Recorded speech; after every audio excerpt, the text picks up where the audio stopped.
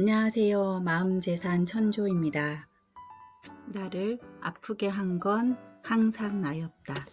오늘은 3장 무례함을 사랑으로 덮지 마라 읽어보도록 하겠습니다.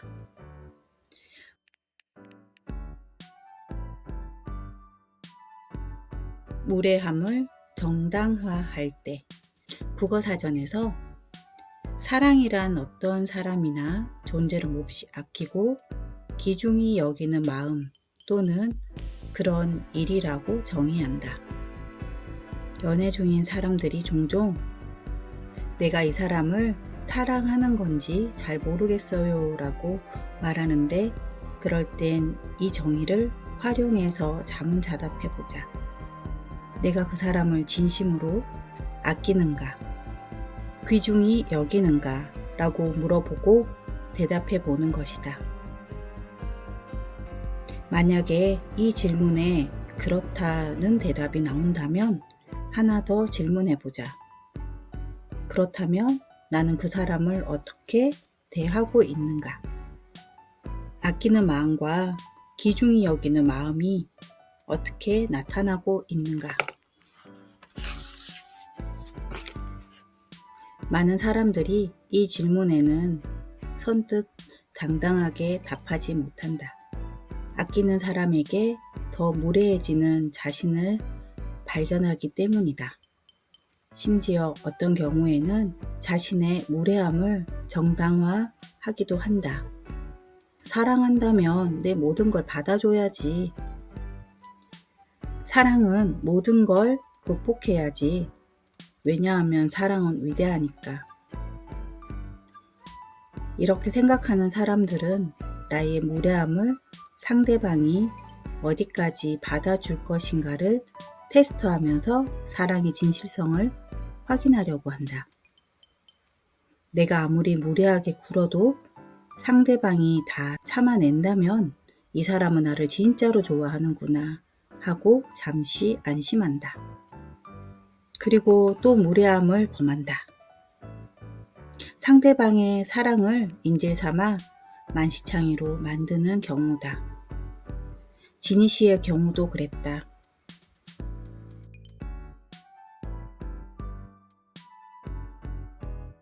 상대방을 테스트하는 마음. 지니 씨는 회사 사람들이나 친구들과 있을 땐 화가 잘 안 나는데 유독 가족이나 연인과 있을 때는 짜증도 화도 많이 나는 편이다. 지니 씨는 자신이 편하게 생각하는 사람들과 있을 때에만 짜증을 부린다는 사실을 발견했다. 원래 짜증도 화도 많은 사람이긴 했지만 문제는 짜증이 나다가 화로 번지면 이성을 놓아버린다는 것이었다. 편한 사람과 있을 때 자신의 짜증을 드러내는 것도 정도와 방식에 있어서는 조절이 필요한데 말이다.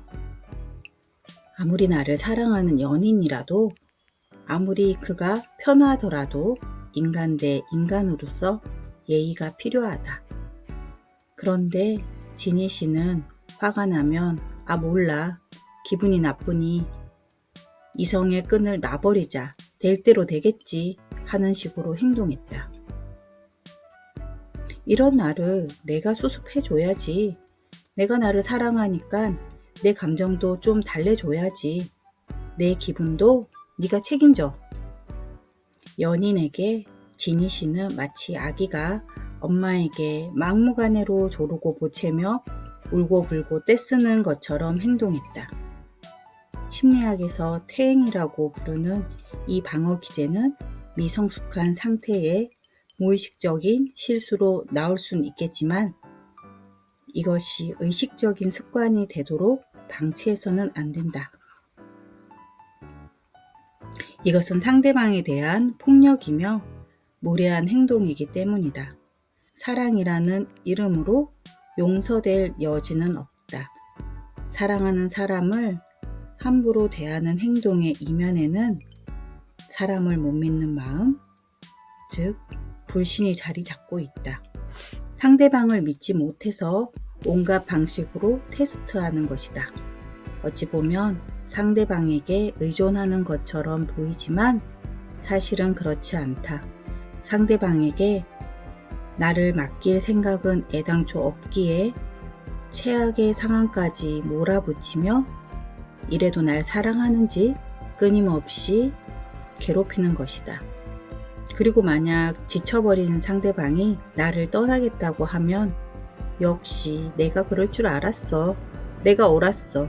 믿지 않길 잘했어. 라며 그 누구도 믿을 수 없다는 원래부터 갖고 있는 신념을 강화시킨다.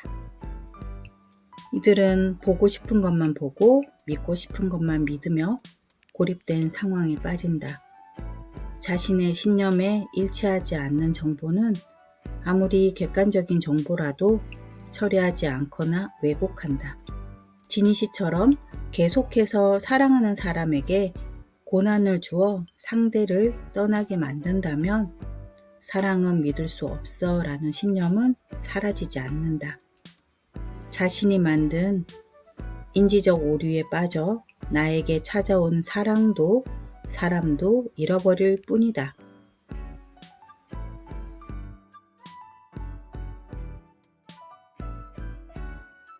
사랑한다고 다 용서되진 않는다. 지니 씨의 경우처럼 사랑하는 사람에게 무례하게 대하는 자신을 발견했다면 이제는 내 안에 뿌리 깊게 자리 잡은 사랑은 믿을 수 없다는 신념이 도대체 어디에서 비롯된 것인지를 알아볼 차례다. 기억을 거슬러 올라가다 보면 내가 그러한 불신을 갖게 된 계기를 분명히 찾을 수 있다. 태어날 때부터 불신을 탑재하고 나오는 사람은 없기 때문이다.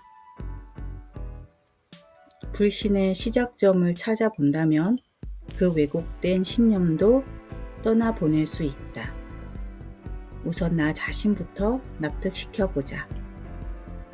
이해하면 편하다. 이해하면 바꿀 수 있다.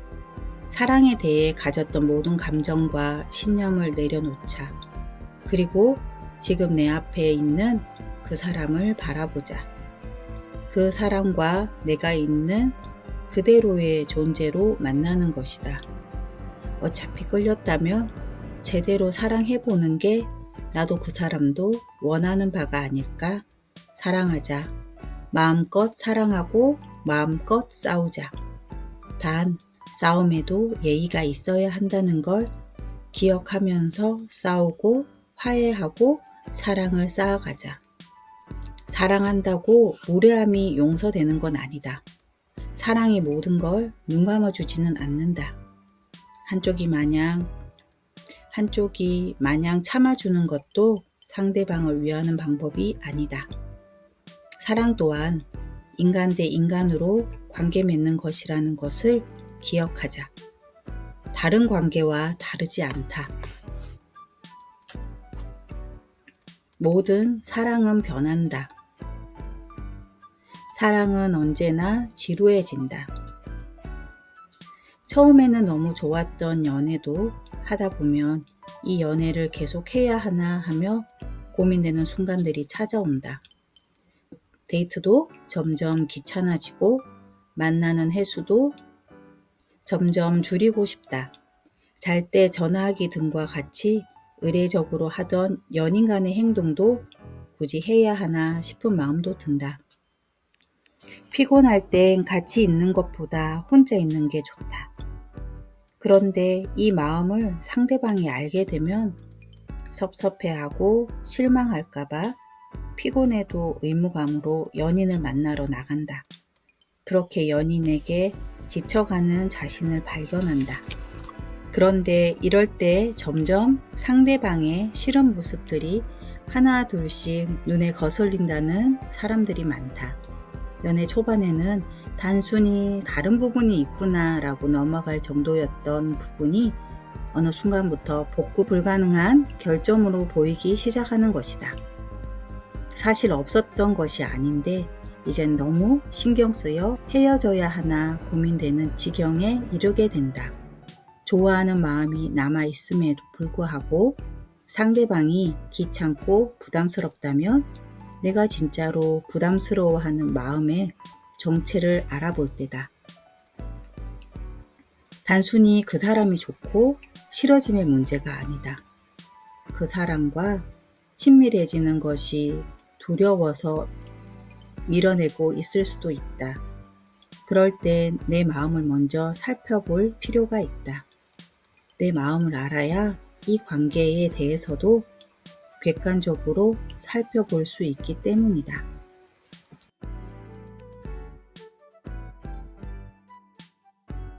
차라리 혼자가 편한 사람.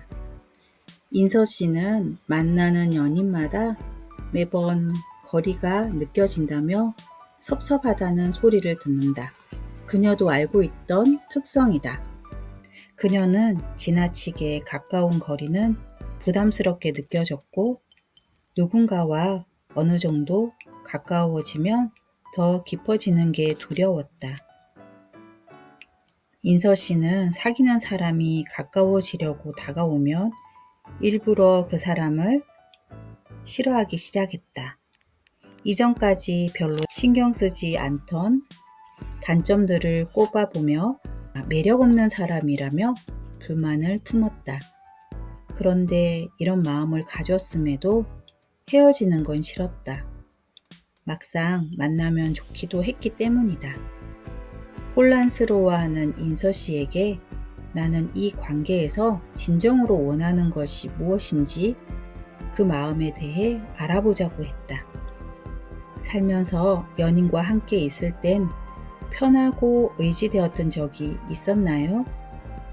인서 씨는 살면서 단 한 번도 누군가에게 의지해 본 적이 없었다.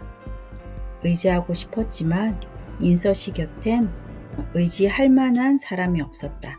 아버지는 늘 바쁘셔서 집에서 얼굴을 볼 수 없었고 어머니는 주부였지만 늘 자신만의 일로 바빠 보였다.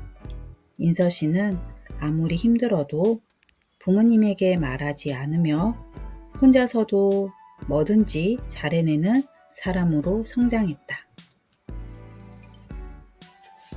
어느새 당연히 힘든 일은 스스로 해결하는 게 맞다고 믿는 사람이 되었다. 그러던 인서 씨에게 기대도 되는 연인이 생긴 지금 인서 씨는 살면서 최초로 기대고 싶은 마음과 기대면 안 된다는 마음 간의 갈등에 직면했다. 혹시 이 사람에게 기대도 될까 생각하다가도 바로 이런 생각이 등장한다.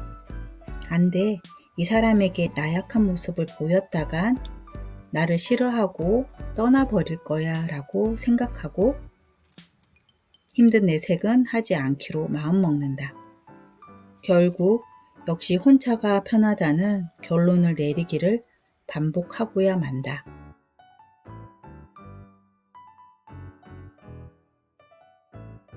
의지할 수 있는 최적의 거리. 의외로 인서 씨처럼 사귀는 사람들에게 속 깊은 마음을 보여주기 어려워하는 사람들이 많다. 평생을 그래 본 적이 없기 때문이다. 그러나 연인에게 사적인 생각과 감정을 어디까지 나눌 수 있는지의 여부는 관계의 질을 가늠해 볼 수 있는 중요한 척도다. 내가 느끼는 모든 것을 상대방이 알아야 하는 것은 아니지만 우리가 상대방을 얼마나 신뢰하느냐에 따라서 내가 보이고 싶은 나를 어디까지 보여줄 수 있느냐를 결정하게 된다. 당신의 취약성을 잘 드러내는 관계일수록 당신은 상대방에게 깊게 의지하고 있을 확률이 높기 때문이다. 나의 취약성을 드러내는 경험은 깊은 관계를 가능하게 하기 때문에 중요하다. 나의 취약성은 절대 보일 수 없다고 믿는 관계는 더 깊어지기 어렵다. 당신이 다음과 같은 생각을 가지고 있다면 이 관계를 밀어내는 중일 가능성이 높다. 상대에게 내 속에 깊은 감정을 보여주기 싫다. 상대가 나와 지나치게 가까워지려고 하면 불편하다. 상대와 가까워지고 싶지만 실제로 멀어지기만 한다. 이 문장들은 1998년 브레난과 동료들이 개발한 친밀한 관계 경험 척도에서 관계를 밀어내는 회피를 측정하는 문항 중 일부다. 이렇듯 친밀감이 두려워 회피를 하는 중이라면 단순히 내가 이 사람을 좋아하나 싫어하나로만 생각할 문제가 아니다. 한 단계 더 깊이 들어가서 친밀한 관계를 대하는 나의 태도를 살펴봐야 한다. 친밀해질수록 밀어내고 싶은 마음이 무엇을 의미하는지, 그리고 나는 정말 혼자가 편한 것인지 스스로에게 질문을 해야만 한다. 또한 누군가에게 기대고 싶은 마음은 어떻게 해소하고 있는지를 살펴볼 필요도 있다. 지금은 그 사람과의 관계에서만 문제가 있어 보이지만 회피하려는 욕망을 가지고 있다면 어떤 사람을 만나더라도 친밀감의 수준이 스스로 정해놓은 선을 넘을 때마다 관계로부터 도망치고 싶은 충동을 느낄 수 있다. 안타깝게도 그것이 스스로 만들어 놓은 내적 작동 모델이며 그 모델에 의해 지금까지 관계를 대했을 수도 있다. 그러나 다행히도 마음에 만들어진 모델은 내가 바꿀 수 있다. 내가 회피 대신 안정을 택하고자 방향을 바꾼다면, 그리고 지금까지 밀어냈던 행동 대신에 어색하고 불편해도 다가가는 행동을 선택해 본다면 나의 모델은 조금씩 수정이 되어 간다. 상대방의 결점이 보일 땐 내가 이 결점 때문에 이 사람 전체의 가치를 낮게 볼 것이 아니라 이 결점이 어떻게 되었으면 좋겠는지를 파트너와 함께 얘기해보는 방향으로, 기대고 싶은데 기대면 안 될 것 같아 혼자를 선택해야 할 것 같을 땐 내가 기대고 싶은데 기대도 괜찮은지 파트너와 나의 불안에 대해서 얘기해보는 방식으로 조금씩 소통의 모양을 이전과는 다르게 해보면 된다. 변화는 아주 작은 행동에서 시작되기 때문에 그렇게 조금씩 더 건강하고 더 자유로운 사랑을 향해 나아갈 수 있다. 지금 내 곁에 있는 나의 연인과 연인을 시작하던 8년 전 유난히 마음에 꽂혔던 노래 가사가 있다. 사랑해 이 길 함께 가는 그대여, 굳이 고된 나를 택한 그대여. 가수 윤종신의 오르막길이라는 노래에 나오는 가사다. 그 누구도 믿어본 적이 없어 불안했던 그때에 나는 그가 굳이 고된 나를 택했다 느꼈다. 나는 더 자유롭고 싶었기에 이 관계만큼은 잃고 싶지 않았기에 나의 고됨을 그 사람에게 있는 그대로 펼쳐놓고 바라보기로 선택했다. 지금 생각해도 나의 나약하고 못난 부분들을 있는 그대로 인정하게 도와준 그 사람에게 고맙다. 나의 부족함을 있는 그대로 비춰주는 거울이 되어준 그 사람에게 나 또한 그의 부족함을 있는 그대로 비춰주는 법을 배웠다. 오늘도 조금 더 성숙한 인간이 되기 위해 서로를 비춰준다. 그렇게 우리는 독립적인 인간으로 친밀한 관계 안에서 조금씩 더 친밀해진다. 우린 서로가 완벽해서 사랑하는 것이 아니라 완벽하지 않음에도 사랑하기로 한다. 지금까지 마음재산 천조였습니다. 편안한 밤 되세요.